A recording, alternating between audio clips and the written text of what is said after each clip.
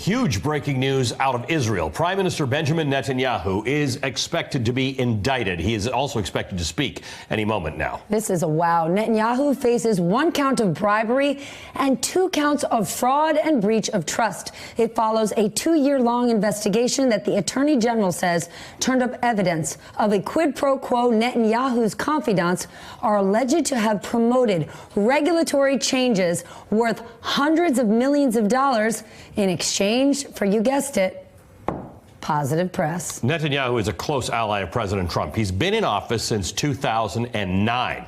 Netanyahu denies any wrongdoing and calls the allegations, surprise, surprise, a witch hunt. The indictment would mark the first time in Israel's history that a sitting prime minister has been charged with a crime. He's also a very close friend of the Kushner family. When correct. He used to visit New Jersey back in the day, That's right. He would stay in Jared's childhood bedroom. Joining us now, NBC Foreign Affairs correspondent Matt Bradley and Foreign Affairs expert Elise Abbott. Matt, walk us through this. What do you know?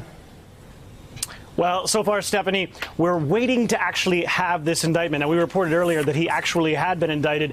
This is just an announcement by the Attorney General that he intends to indict the Prime Minister. Now, it sounds like a technicality, but this could actually take months or as long as 2 years.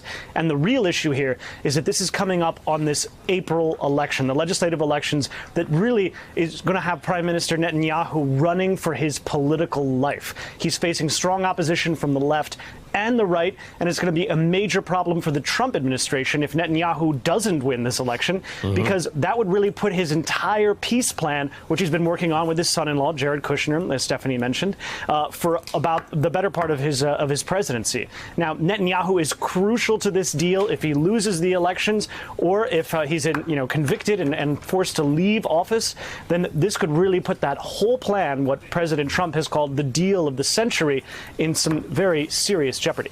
Hey, MSNBC fans, thanks for checking out our YouTube channel. Subscribe by clicking on that button down there and click on any of the videos here to watch the latest interviews and highlights. You can get more MSNBC for free every day with our newsletters. Just visit msnbc.com/newsletters to sign up now.